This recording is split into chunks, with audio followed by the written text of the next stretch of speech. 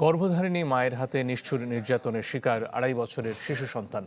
ঢাকার সাভারে এই ঘটনায় মামলার পর অভিযুক্ত মাকে কারাগারে পাঠানো হয়েছে। শিশুটিকে দাদা দাদির জিম্মায় দিয়েছেন আদালত। এমন অপকর্মের জন্য ক্ষমা চেয়েছেন মা সুমি আক্তার। মামলার পরবর্তী শুনানি বুধবার। রমিজ হোসাইনের রিপোর্ট।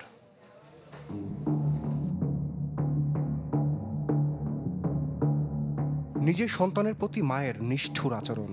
শিশু মেহরিমা খান তাইয়েবার উপর এমন নিপীড়ন চলেছে মাসের পর মাস।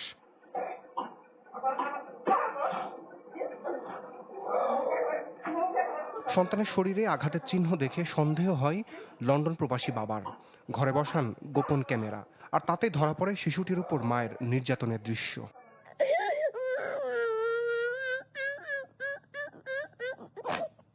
কয়েক মাসের ফুটেজ নিয়ে আদালতে দ্বারস্থ হন তাইয়েবার পরিবার।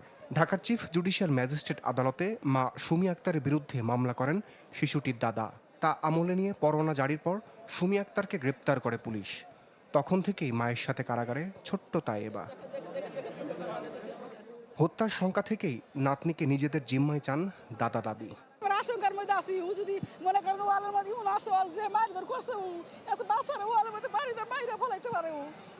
আর তো বিশ্বাস নেই ওরা দিয়ে ভাত খাবেন, ছুটির মধ্যে কিল দেয়, এই জানি ফুটে হেলাইছে, পাখা দিয়ে বের হাত বাইন দেয়, পিছনে হাত বাইন দেয়, স্যালাইনের প্যাকেট দেয়, পিছনে হাত বাইন দেয়, পরে খাওয়ায় আর মারে। এদিন অধিকতর শুনানির জন্য মা সহ শিশুটিকে ঢাকার নারী ও শিশু নির্যাতন দমন ট্রাইব্যুনাল ৯-এ পাঠানো হয়। এরপর সুমিকে কারাগারে পাঠিয়ে তাইয়েবাকে দাদার জিম্মায় দেন আদালত। যেহেতু লন্ডনে আছেন, তার অ্যাবসেন্সে অনৈতিক জীবনযাপন করেন, এই ক্ষেত্রে হয়তোবা তিনি আরেকটা বিয়ের চিন্তা ভাবনা করতেছেন এবং এই বাচ্চাটিকে তিনি মনে করতেছেন তার পথের কাঁটা। যে মাননীয় আদালত তিনি বাচ্চাটিকে দেখে এবং মায়ের আচরণ দেখে অত্যন্ত ক্ষুব্ধ ছিলেন।